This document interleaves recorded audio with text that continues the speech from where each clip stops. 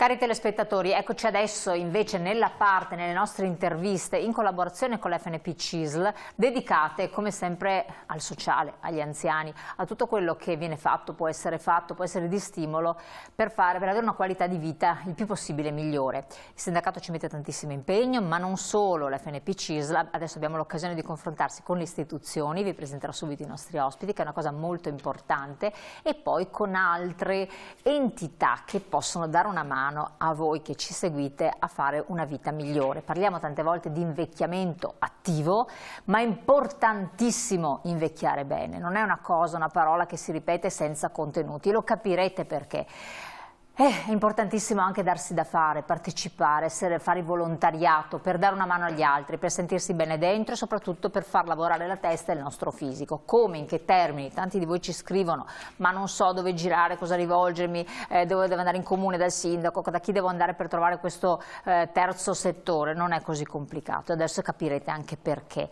Passo dopo passo, naturalmente, intanto vi presento i nostri ospiti. Abbiamo piacere di avere collegata qui con noi e quindi consenta prima le signore naturalmente, Paola Roma, sindaca di Ponte di Piave, in provincia di Treviso, presidente della conferenza dei sindaci USL 2, recentemente appunto designata coordinatrice delle conferenze dei 9 USL, quindi del Veneto, dei sindaci delle 9 USL del Veneto, anche in relazione con la riforma regionale degli ATS. Ben arrivata. Grazie, buonasera a tutti e agli ospiti e telespettatori. Qui presente in studio abbiamo Lorenza Leonardi, vicepresidente Anteas Nazionale, ed ecco l'Anteas rivelato il nome di questa ulteriore entità di cui ho provato. Ben arrivato vicepresidente, grazie di essere qui con noi. Ivano Cavallin, ben ritrovato, segretario regionale FNP del Veneto. Buonasera. Grazie. Buonasera a tutti i telespettatori. Allora, segretario, incominciamo con lei, così ci aiuta ad entrare nel merito.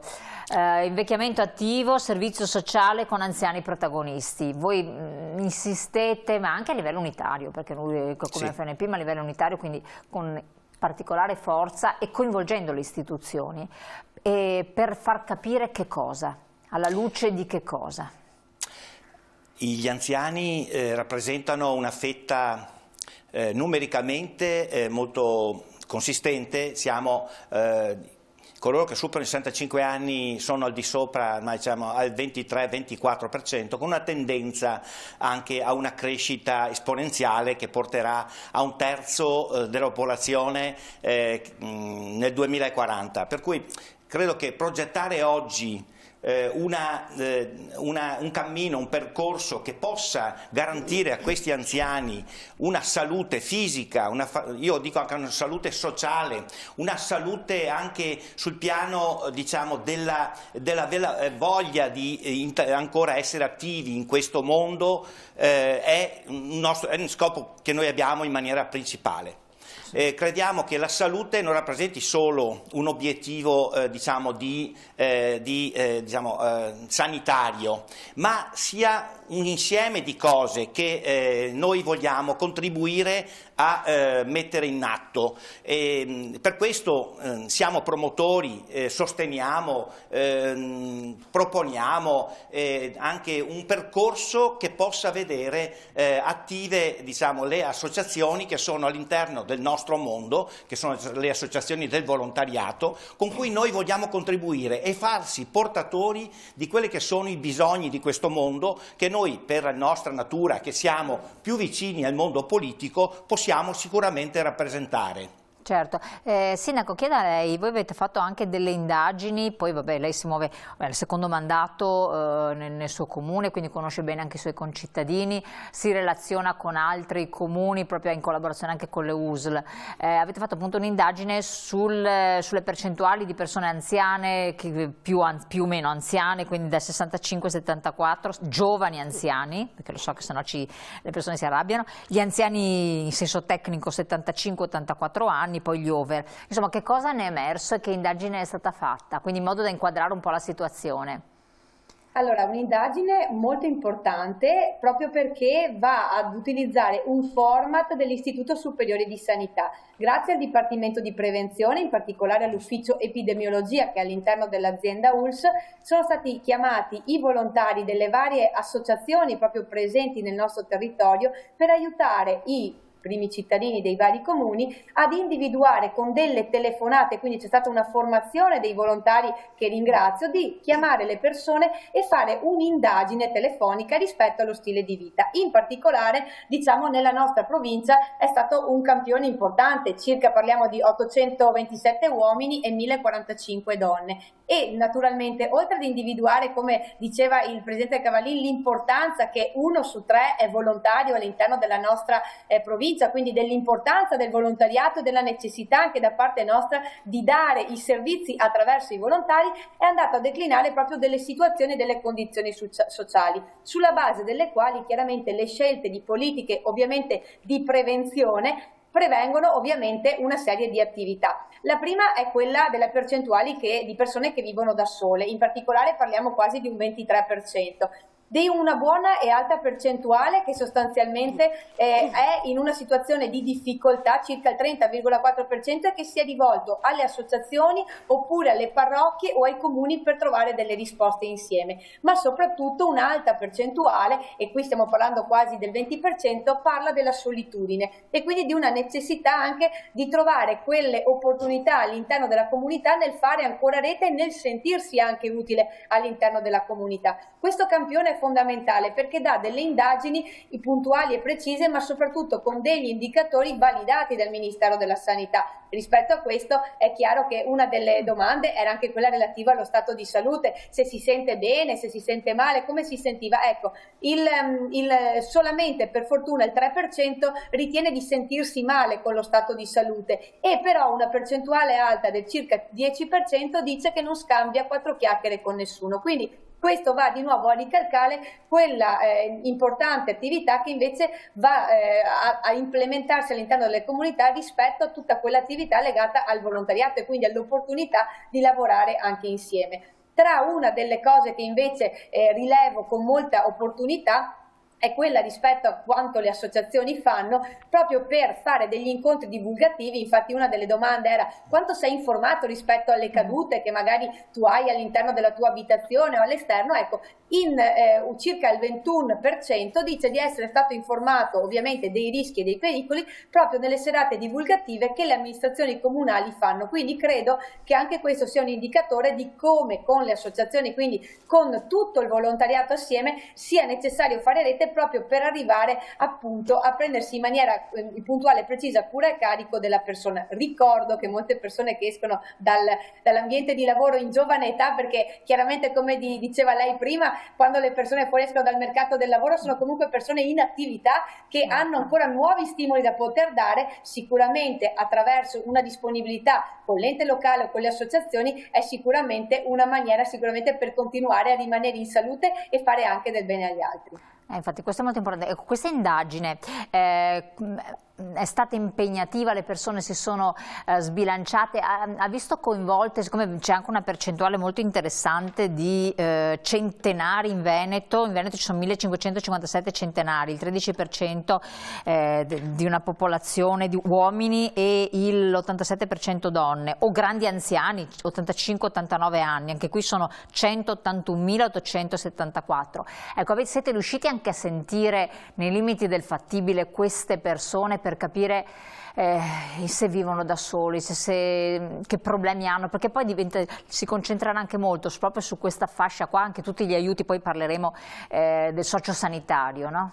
Sì, guardi, le interviste sono state fatte sostanzialmente durante l'anno, in queste indagini coinvolgono una serie di popolazione. È chiaro che sugli stili di vita siamo anche andati a vedere, per esempio, il 7% fuma, il 14% invece è obeso, il 21% è sedentario. Questa parte della sedentarietà, per esempio, è quella che ha stimolato proprio all'interno del programma del piano della prevenzione che la Regione del Veneto ha posto in essere, di fare quell'attività legata ai gruppi di cammino. Molte volte vediamo delle persone naturalmente che percorrono le nostre piste ciclopedonali o che le vediamo camminare da sole. C'è questa opportunità invece di camminare insieme, di farlo attraverso questi gruppi di cammino che sono anche stimolati dall'azienda sanitaria ma anche dalle stesse amministrazioni, e che vedono proprio dei volontari coordinarli rispetto a questo. Chiaramente anche attraverso questa indagine siamo andati anche a verificare la situazione dei ricoveri. Per esempio, rispetto a questa situazione,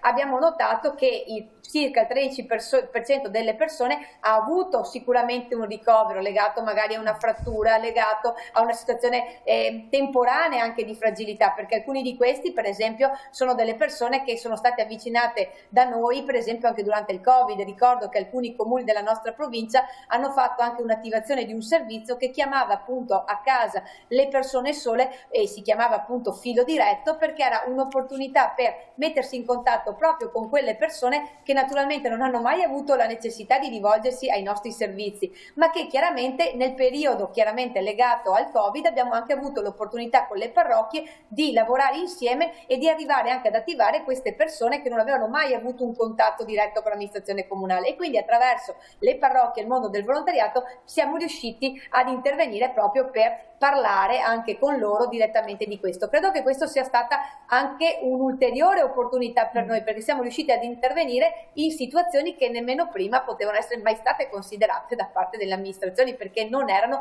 quei famosi casi sociali che magari si avvicinavano ai nostri servizi per un aiuto. Grazie, interessantissime queste cose, segretario.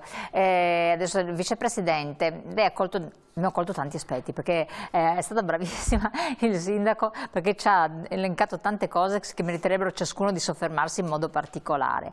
Quello che mi colpisce è il 20% di solitudine, 10% totalmente solo. Capire questo 20% di solitudine che età, perché se ha un'età ancora che non è anzianissima e quindi non è non autosufficiente, e lì si innesca un meccanismo necessario di coinvolgimento, cioè bisogna raggiungerli in qualche modo e riuscire a coinvolgerli, perché altrimenti questo 20% potrebbe diventare anche un non autosufficiente solo e avere una degenerazione cognitivo-comportamentale. Malattie anche come l'Alzheimer si innescano anche in persone che soffrono di particolari carenze anche di stimoli, poi per carità sono patologie complesse. No, grazie per questa domanda, perché mi permette di introdurre due punti, così li focalizziamo subito. Il primo è quanto diceva già prima il segretario, ma anche il sindaco, sulla necessità di fare delle agende integrate su questi temi tra le amministrazioni comunali, le istituzioni, il sindacato ovviamente e il mondo del volontariato, che è lo strumento, il veicolo, non so come dire, il driver vero, che permette poi di portare a terra tutte le politiche nelle comunità, nei quartieri, nei territori. Quindi un'agenda integrata importante che affronti il tema degli anziani è fondamentale, tanto più oggi che se si avviano gli ambiti territoriali sociali ci sarà molto bisogno, come posso dire, di un'azione integrata, sinergica molto forte. La domanda però è interessante perché vi permette di parlare di un progetto proprio di volontariato che sta partendo in questi mesi. È un progetto di Anteas nazionale ed è un progetto che punta proprio ad affrontare il tema delle solitudini degli anziani, delle persone. Io come dire, amo parlare delle persone di una certa età, perché ormai parlare di anziano è un mondo molto articolato e non può essere ridotto ad un'unità e ad una soggettività unica, però nel mondo delle persone anziane ci sono delle persone che soffrono, come diceva il sindaco, di solitudine. Io ho i dati che abbiamo estrapolato dal progetto che si chiama Mind the Gap, ed è un progetto che punta proprio a introdurre delle misure di contrasto sulla solitudine, sull'emarginazione degli anziani, che sono, come diceva il sindaco, drammaticamente per alcune parti isolati sempre di più. Io ho i dati della Commissione europea che ha evidenziato nel 2022 in Europa, non in Italia, il 13% di popolazione anziana che soffre di solitudine. In Italia la stessa Commissione europea evidenzia che il 16% degli ultra 65enni, quindi non anzianissimi, no, non sono i novantenni, i centenari, ecco, sono i giovani anziani. I giovani anziani, il 16% di questi non incontra nessuno, non incontra persone durante l'arco della giornata, ma quel che è più grave è che il 76% di questi ultra 65enni non partecipa a nessuna attività aggregativa. sociale, sportiva, come dire, di benessere, eccetera.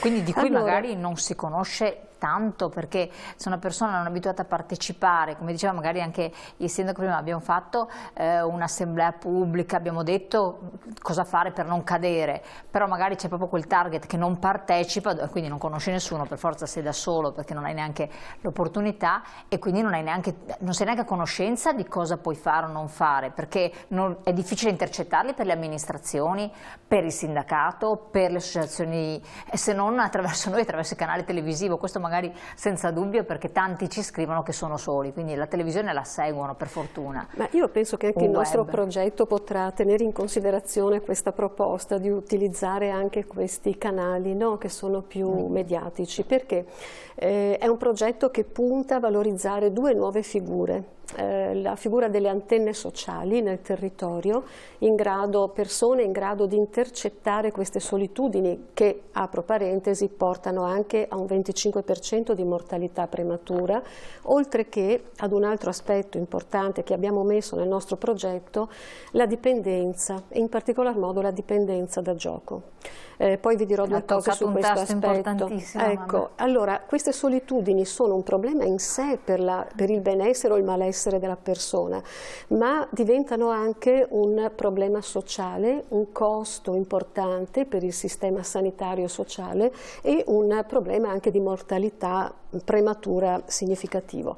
Però il nostro progetto prevede appunto di avviare e inserire nei territori dedicati antenne sociali, cioè persone che sappiano muoversi per intercettare queste solitudini, e prevedono di rilanciare una figura che avevamo già, un profilo anche di competenza nel volontariato che avevamo già pensato di lanciare in precedenti progettualità, che è quello del GECO, dei generatori di comunità, cioè altre competenze nel nostro mondo di volontari che sanno avvicinare, sanno parlare, sanno quindi lei, per porre la semplicizzare, relazione. dice entrate a far parte di questa associazione di volontariato, ce ne sono tantissime, perché Anteas è un cappello, no? Sostanzialmente, sì. Poi ce ne sono tante, perché poi potete diventare voi stessi promotori, formatori di altre persone, di altri gruppi, di altri anziani, e quindi sentirvi ancora più importanti, certo. Perché si viene a svolgere un lavoro che diventa strategico e capillare nella società, perché le opportunità sono tantissime,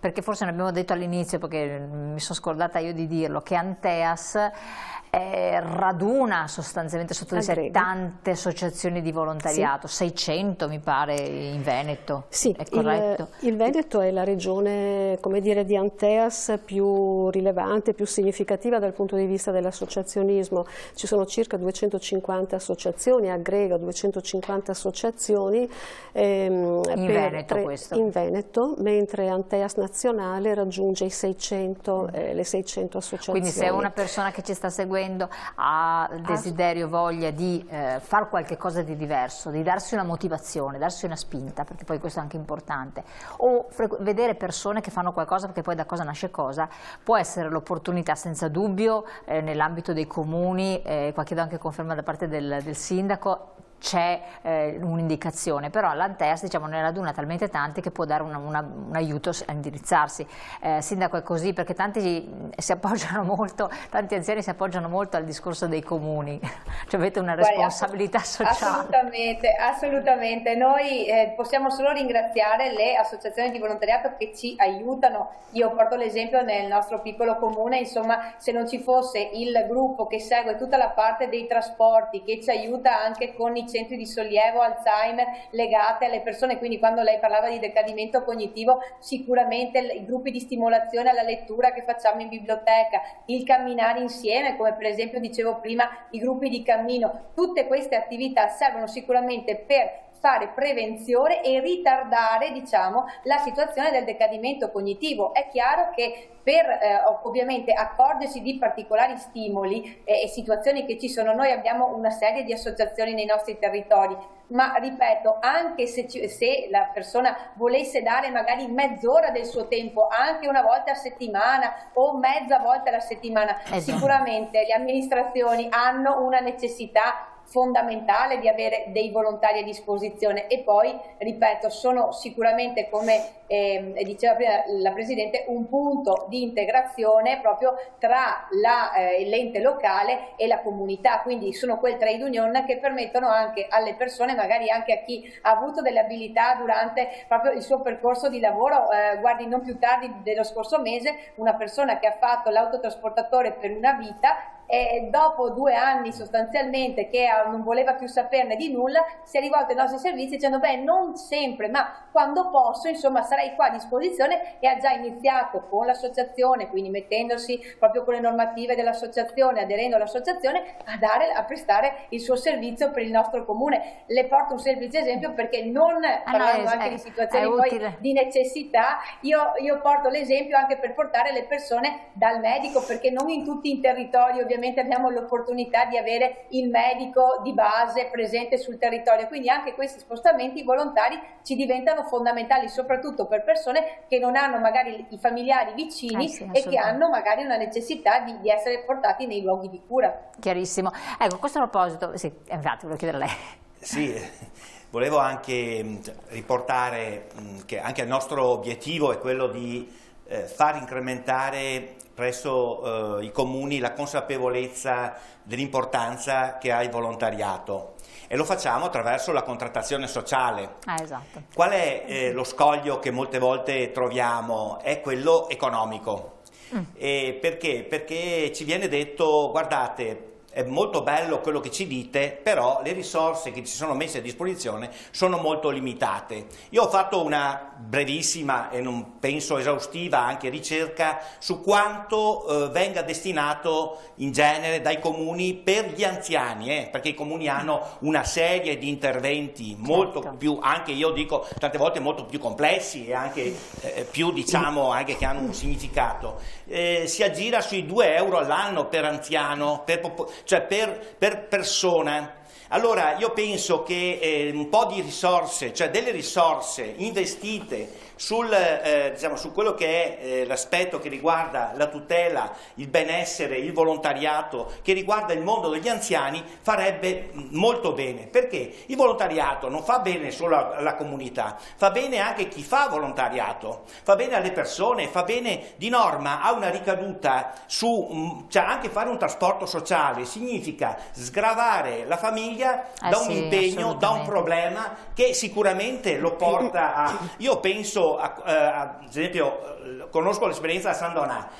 una ludoteca aperta alle mamme da 2 a 6 anni, a 5 anni, che è gestita interamente da persone anziane, da signore, soprattutto donne, che trovano anche una loro forma di espressione, così come... Allora io penso che ci sia bisogno di, non dico di grandi importi, perché è il cuore che muove il volontariato, non sono i soldi, però l'aspetto economico ha sicuramente il suo peso. Volevo aggiungere...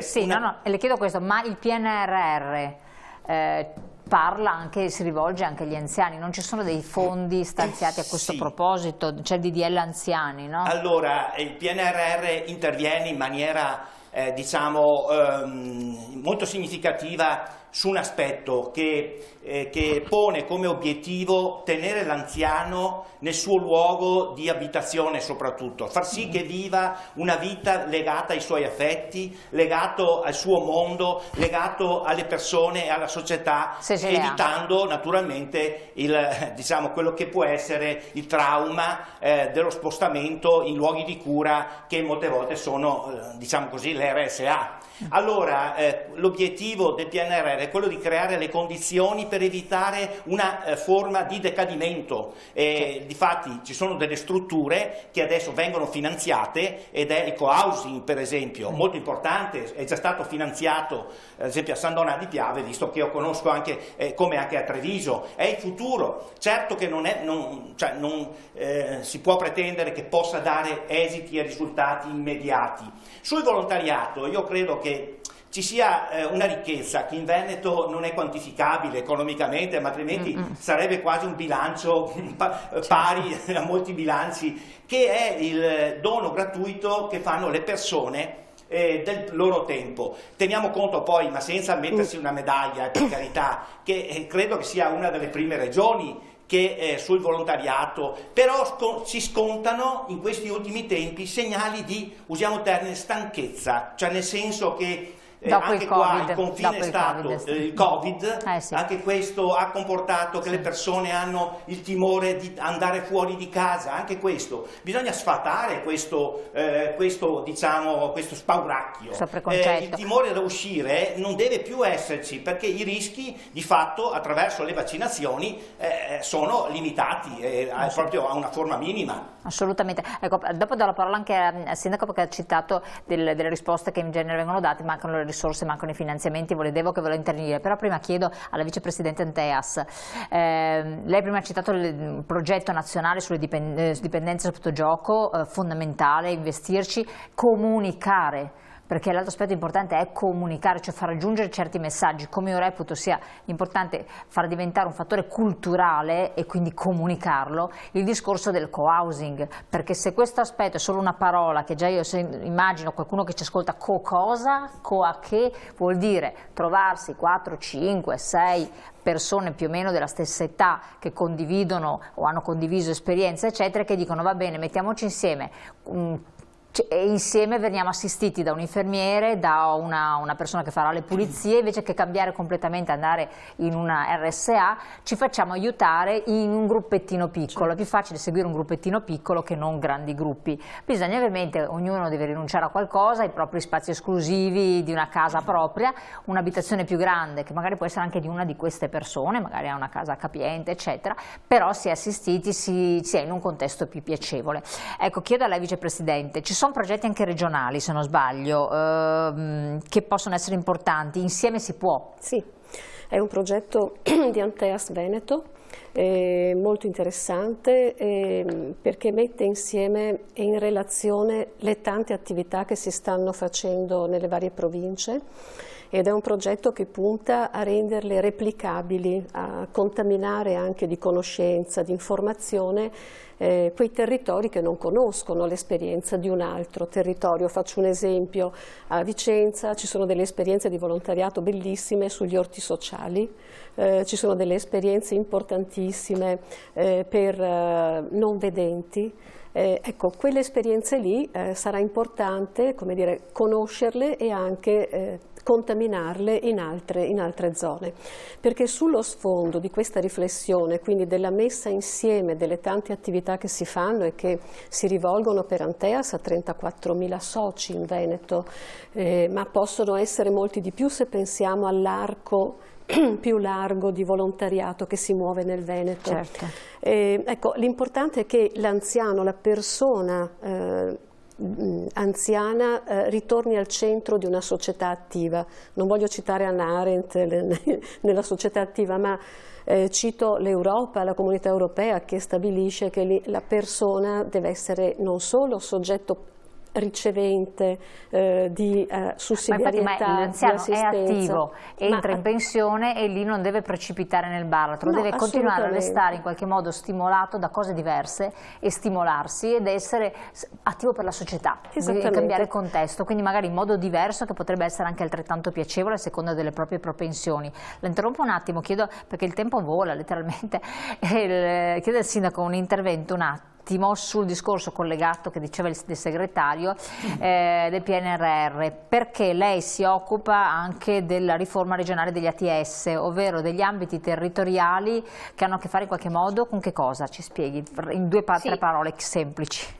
Allora, gli ambiti territoriali sociali saranno la nuova configurazione, attualmente sono previsti in 21, vedremo insomma, questa è la bozza di proposta, quanti saranno, e corrispondono praticamente ai vecchi comitati dei sindaci. In buona sostanza cambiano la forma, ma cambia invece le competenze all'interno, proprio perché ci sono quei fondi legati ai LEPS, che sono quei livelli delle prestazioni sociali che il Ministero eroga direttamente ai comuni, che devono essere erogati dai comuni, e poi ovviamente è una proposta che la Regione del Veneto ha fatto di una legge, proprio perché c'è la necessità di dare forme giuridiche a questi ambiti territoriali sociali, che permetteranno quindi di utilizzare anche in maniera puntuale e precisa tutte queste risorse che stanno mano a mano arrivando dallo Stato. In particolare però io mi soffermerei proprio, ha citato correttamente il segretario, la parte del PNR missione 5, che è quella legata proprio al sociale, ed è legata a una deistituzionalizzazione della persona, cioè il fatto che la persona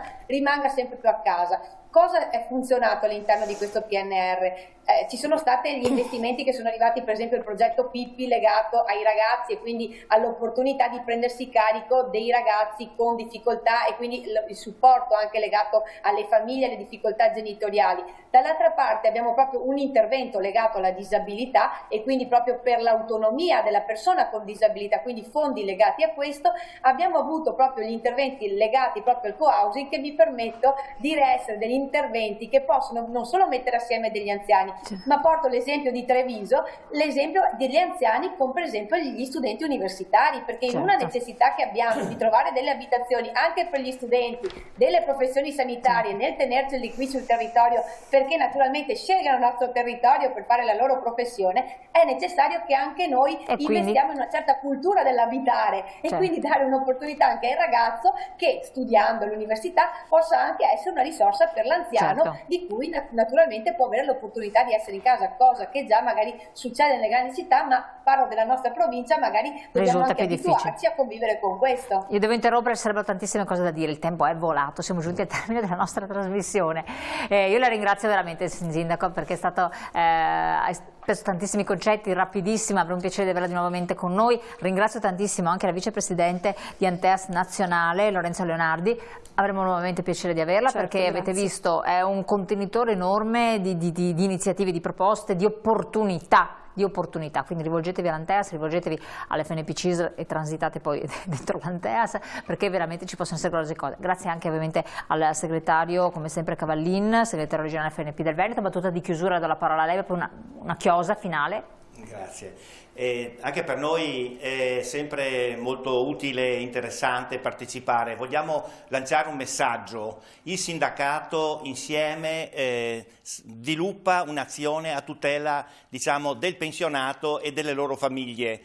Pensionato perché per noi è il centro, diciamo, ecco, del nostro interesse. Pensionato perché vive all'interno di una comunità e vogliamo che questo pensionato o pensionata siano protagonisti di questa società. Questa è l'ambizione che noi abbiamo come fine ultimo, diciamo, della nostra azione. Grazie segretario. Cari telespettatori, grazie anche a voi di averci seguito in questa serata. Potete rivedere naturalmente la puntata come sempre sul web e noi ci rivediamo prestissimo naturalmente. Buonanotte, grazie.